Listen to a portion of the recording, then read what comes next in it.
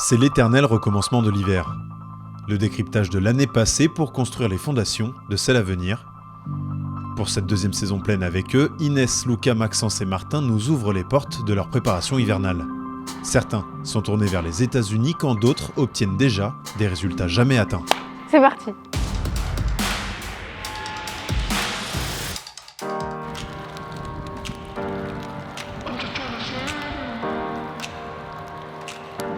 Nous sommes en Bretagne, en Ille-et-Vilaine. C'est un endroit très chaleureux. Il fait 35 degrés actuellement. Et c'est génial. Et je suis avec mes deux frères. Et ça va être très drôle, vous allez voir. Vous allez kiffer, je pense que vous allez kiffer. Pour sa coupure hivernale de 3 semaines, Inès Archer profite chez elle des retrouvailles avec ses frères Hugo et Théophile pour fouler l'un des parcours qui les a vus grandir.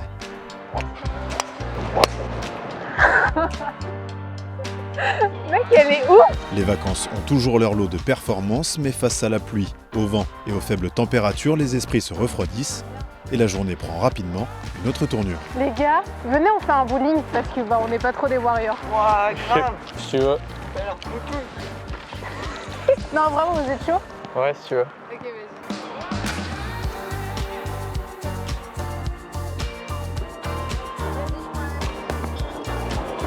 Oh non! Mais c'est super nul!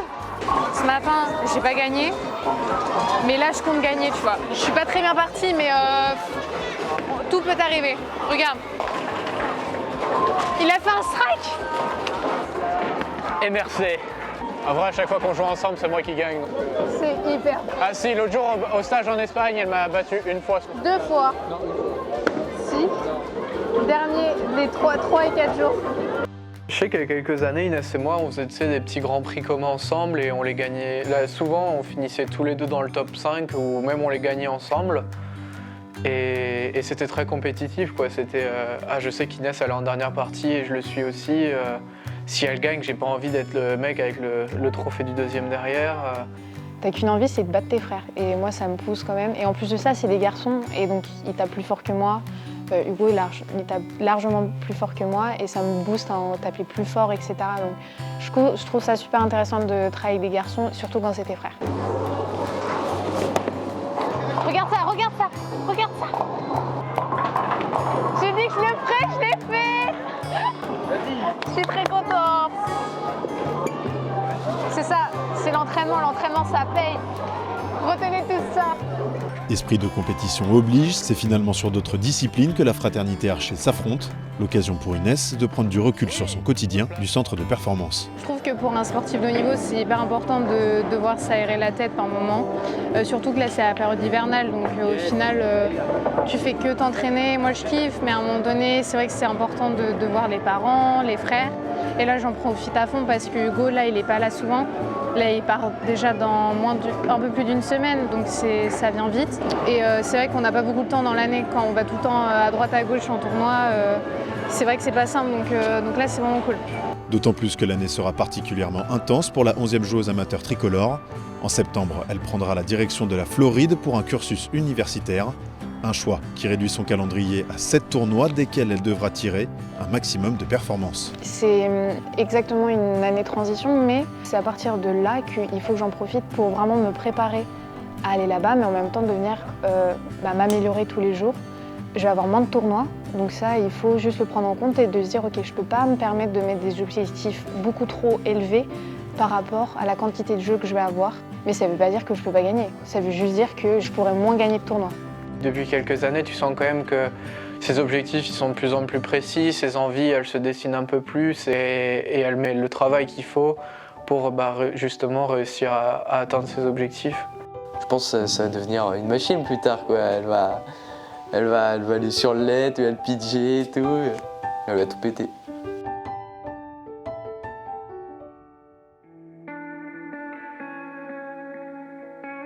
C'est une période qu'il n'aime pas pour son manque d'intensité. À chaque préparation hivernale, c'est l'impatience de la reprise qui gagne Martin Couvrat et qui l'amène parfois à mal opérer celle-ci dans les résultats. Pourtant, début janvier, il prouve le contraire en signant une 6e place aux États-Unis lors de la Jones Cup, tournoi des plus relevés du calendrier international. Et c'était top, quoi. Je montrais aussi un peu qu'il y avait des Français qui jouaient bien, qu'on était là, il y avait du monde aussi en Europe. 2 semaines plus tard, Mathieu Santerre l'emmène à Cannes-Mougins s'entraîner avec son ex-partenaire d'équipe de France Paul Margolis, la même où un certain Romain Langasque vient lui aussi taper la balle. L'association n'est pas une première et c'est à chaque fois l'occasion pour le jeune amateur de côtoyer l'élite européenne. Ce jour-là, c'est dans un match-play à 3 que Martin les affronte, entre parties amicales et mise sous pression. Je ne veux pas perdre. Il n'y a aucune chance que je perde. Ça fait trop là. Je vais prendre des sous là, un peu à Romain Langasque. On met 20 ? Allez, en stroke ou en match? En match. Allez. C'est une personne avec qui j'ai tout de suite beaucoup accroché. Maintenant, c'est quelqu'un que je considère comme mon petit frère, vraiment. C'est quelqu'un que j'apprécie énormément et ça me fait super plaisir pour lui de voir tout ce qui a pu se passer ces derniers mois, cette dernière année pour lui. Et j'ai beau l'aimer de tout mon cœur, il n'y a jamais rien d'amical avec Martin. On veut toujours battre l'autre et c'est ça en fait qui nous permet de nous pousser vers le haut. Il y a un petit enjeu, un petit gage à la fin de la partie. Bah oui, faire la vaisselle déjà. Ça c'est le gage qu'on se met souvent avec Martin. Et j'espère que je la ferai pas ce soir, quoi.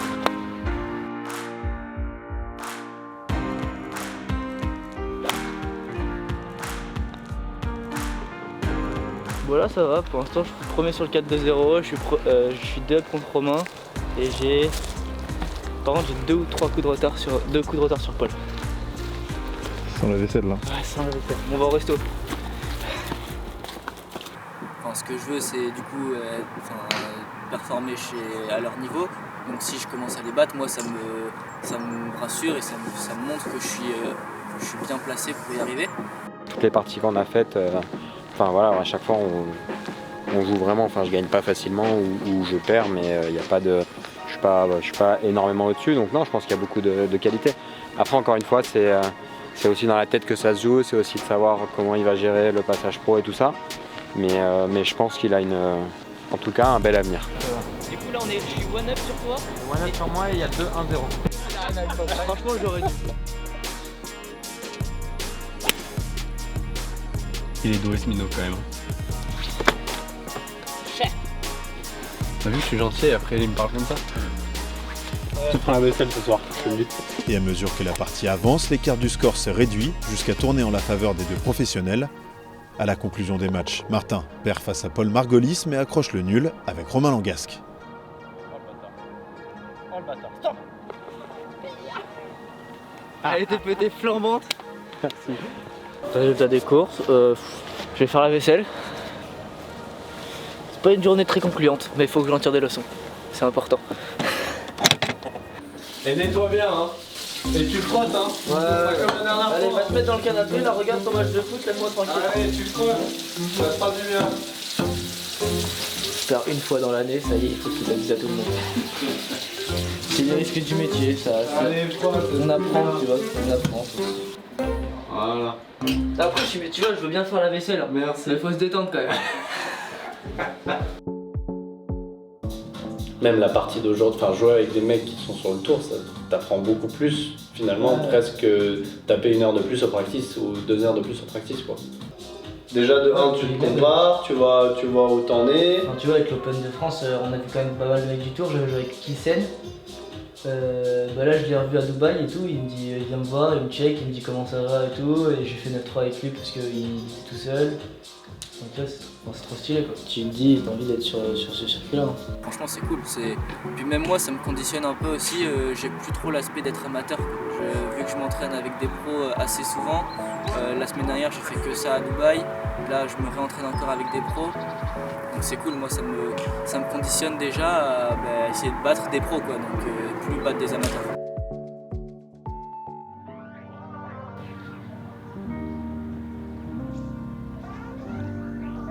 Pour sa 7e année au sein de la formation tricolore, Maxence Giboudot est face à un choix inédit. Fin novembre, il reçoit un appel d'Adrien Morck, coach à l'université texane de TCU, pour lui proposer une expérience de 6 mois au sein de l'équipe étudiante. Là-dessus, moi, j'en discute avec Mathieu, on approfondit un peu le sujet avec Adrien, tout ça, j'étais intéressé quand même. Mais il y avait toujours mon plan global qui n'incluait pas le départ en fac. trouve que c'est un bon plan, mais il faut qu'on réussisse à faire le mieux l'entraînement entre nous deux, quoi. Enfin, même si ça dépendait que de moi, je peux pas partir là plusieurs semaines aux États-Unis, en plus du programme de l'équipe de France, en plus du programme du centre, etc. J'ai fait 6 saisons d'affilée avec un coach que je vois tous les jours, un staff autour de moi que maintenant je connais très bien, avec lequel j'ai mes habitudes. Et donc ça, aux US, je vais pas pouvoir le retrouver. Et donc ça, c'est un gros inconvénient. C'est comme un coup de golf, il n'y a pas de bonne ou mauvaise il n'y a pas de bon ou de mauvais club, quoi. Et tu peux le faire avec plusieurs shots, l'important c'est d'engager. Donc ouais, il faut engager cette décision et la faire fonctionner. Après je sais que tu as déjà dit oui à Adrien, donc... Non, j'ai pas dit oui encore. Et quelques semaines plus tard, la décision est prise. Non, du coup j'ai décidé de partir aux États-Unis pour 5 mois. Maxence sera donc de janvier à juin un membre des Frogs de TCU. Là-bas, il rejoint une faculté qui a déjà vu plusieurs Français passer, dont l'actuel joueur du DP World Tour, Julien Brun. Mathieu Santerre a quand même imposé une condition pour assurer la bonne progression de son joueur. Il m'a dit qu'il fallait qu'on continue le travail, mais qu'il fallait qu'on entretienne notre relation, quoi. Et ça, c'était important. Du coup, prochaine phase, la valise. La valise, ouais, la valise, on a fait tout, on a fait le visa, ça c'était une grosse phase. La valise et puis en avant Guingamp. This is my chambre, où je suis jamais quasiment, parce que je suis jamais chez moi. Donc c'est mon endroit où je fais de valise en valise. Le départ c'est demain matin, premier avion à 7 h à Genève, direction Londres. Et après Londres, direction Dallas. Dallas, Texas. Ça claque en vrai. Le Jurassien représentera le drapeau bleu-blanc-rouge avec un autre compatriote, Aymeric Losso, de 3 ans son aîné, au sein d'une équipe de 13 joueurs et d'un championnat des plus relevés. Regarde, voilà, ça c'est mon calendrier. Avec à côté le power des tournois que je vais faire. Dans tous ces tournois-là, on va rencontrer donc, tous les joueurs qui sont dans les autres facs qui sont dans la même division que TCU et qui font ces tournois-là. Et donc, comme le premier a 937 de power, il va y avoir toutes les meilleures facs parce que 937 de power, c'est énorme, quoi. L'objectif, c'est vraiment de faire le mieux possible sur chacun des tournois. Donc, des tournois à 937 de power, on va faire le mieux possible. Et si tu fais un podium, c'est exceptionnel. C'est très bien. Et les tournois à 187 de power, il va falloir aller les gagner. Un des objectifs et une des raisons pour laquelle je pars, c'est aussi jouer des gros tournois dans une période où mon jeu il est assez bon en ce moment. Et pour performer, marquer des points et revenir au plus vite dans les critères des messieurs. Car à 19 ans, Maxence ne fait plus partie des Boys et joue donc une place en équipe de France messieurs. Cette année, 2 échéances sont au rendez-vous, les championnats d'Europe en juillet et une nouvelle édition des championnats du monde en octobre. Pour y participer, le nouveau membre des Frogs de Dallas connaît la condition: briller le plus possible sur les 9 tournois de sa demi-saison.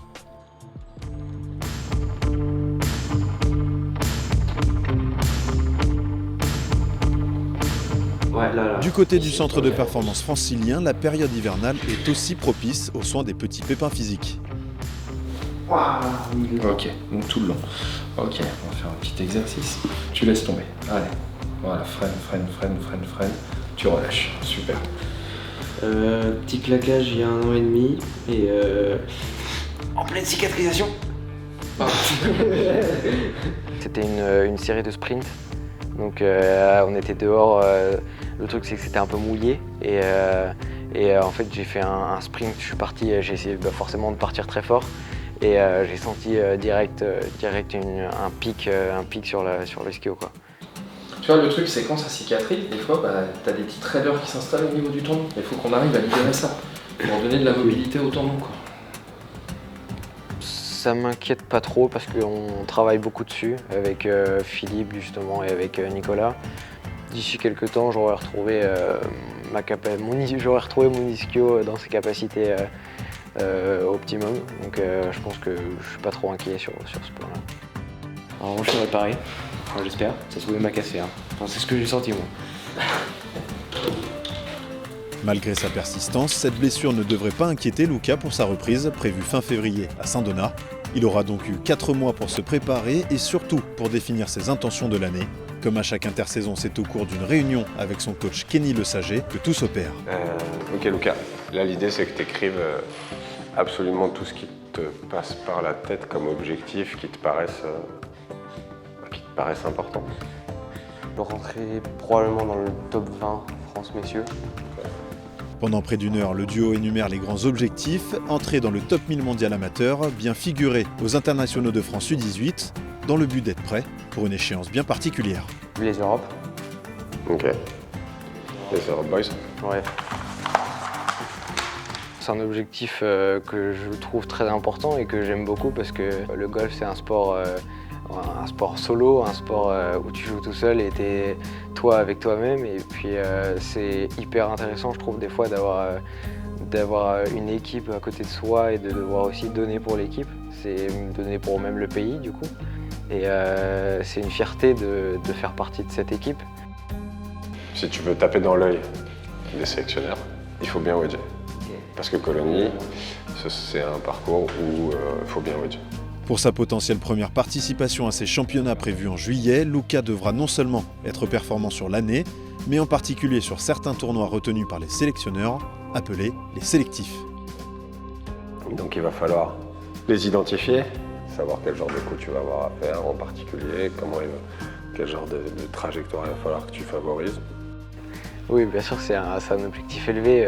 Je suis dans le début de la catégorie et c'est les meilleurs joueurs français U18 qui sont en phase, donc faut faire un très bon début de saison pour pouvoir se laisser une chance d'être pris. Et il faut donner le max, quoi. Donc moi, je t'attends que là-dessus. Ok. Parce que si les résultats ne viennent pas avec ça, c'est pas que toi. Ouais. C'est que moi aussi, j'ai pas fait mon temps. Okay. Donc on est dedans, ensemble. Ça me paraît plutôt pas mal du tout. Satisfait de sa préparation et de son niveau atteint pendant l'hiver, le Vendéen ne cache pas sa hâte de reprendre la saison. Celle-ci sera pleinement lancée à l'approche du printemps, avec déjà les premières révélations sur le travail accompli. Le reste ne sera qu'adaptation avec toujours une même idée en tête, performer pour atteindre des objectifs toujours plus grands.